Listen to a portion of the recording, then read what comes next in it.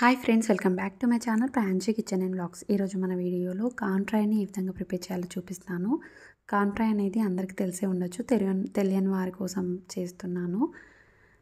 Corn fry అనేది చాలా అంటే చాలా బాగుంటుందండి. వేడివేడిగా తిన్నారంటే చాలా బాగుంటుంది, పిల్లలకైతే తెగ నచ్చేస్తుంది. ఈ కార్న్ ఫ్రై అనేది చాలా అంటే చాలా ఇష్టంగా తినాలంటే నా వీడియోకి తప్పకుండా చూసి ట్రై చేయాల్సిందే. తక్కువ ఇంగ్రీడియంట్స్తోని మక్కల ఫ్రైని ఏ విధంగా ప్రిపేర్ చేయాలో చూపిస్తాను. వీడియోలోకి వెళ్ళిపోయే ముందు నా చిన్న రిక్వెస్ట్ ఫ్రెండ్స్, నా సబ్స్క్రైబ్ చేయని వారు సబ్స్క్రైబ్ చేసుకోండి. పక్కన ఉన్న బెల్ని యాక్టివేట్ చేసుకున్నారంటే నేను ప్రతి నోటిఫికేషన్ మీకు వస్తుంది. నేను నార్మల్ కార్న్స్తో చేస్తున్నాను కాబట్టి ఈ విధంగా మక్కల్ని తీసుకోవాలి. నేను ఇక్కడ ఒక మక్కను తీసుకొని ఈ విధంగా ఆయిల్ చేసుకున్నాను. 1 కప్పు వరకు తీసుకుంటున్నాను.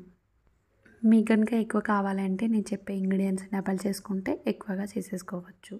ఈ విధంగా ఒలుచుకున్న మక్కల్ని స్టవ్ ఆన్ చేసి ప్యాన్ పెట్టుకోవాలి. అందులోకి మనం 2 టేబుల్ స్పూన్ వరకు ఆయిల్ వేసుకోండి.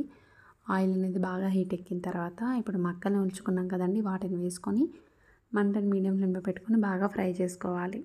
ఈ రెసిపీ అనేది జస్ట్ ఒక 4 మినిట్స్లోనే తయారు చేసుకోవచ్చండి. ఎక్కువగా ఇంగ్రీడియంట్స్ ఏం పట్టకుండా జస్ట్ అప్పటికప్పుడు చేసుకోవచ్చు. మక్క కంకులు ఉన్నట్లయితే చాలా ఈజీగా చేసేసుకోవచ్చు.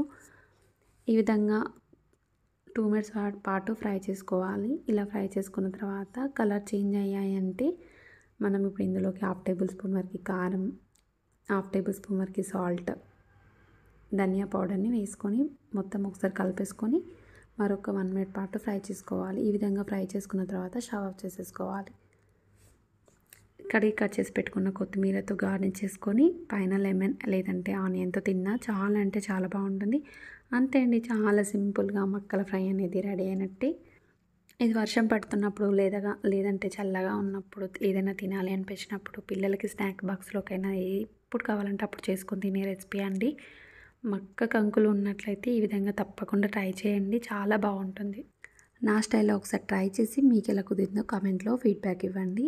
మా ఛానల్ నచ్చిందని అనుకుంటున్నాను. మా ఛానల్ నచ్చితే మీ ఫ్రెండ్స్కి, మీ రిలేటివ్స్కి షేర్ చేయండి. సబ్స్క్రైబ్ చేయని వారు సబ్స్క్రైబ్ చేసుకోండి. పక్కనే ఉన్న బెల్ని క్లిక్ చేస్తే నేను పెట్టే ప్రతి నోటిఫికేషన్ మీకు వస్తుంది. మరిన్ని రెసిపీస్ కోసం మా ఛానల్ డిస్క్రిప్షన్లో లింక్ పెడతాను, ప్రెస్ చేసి చూసేయండి. Thank you for watching. Bye friends.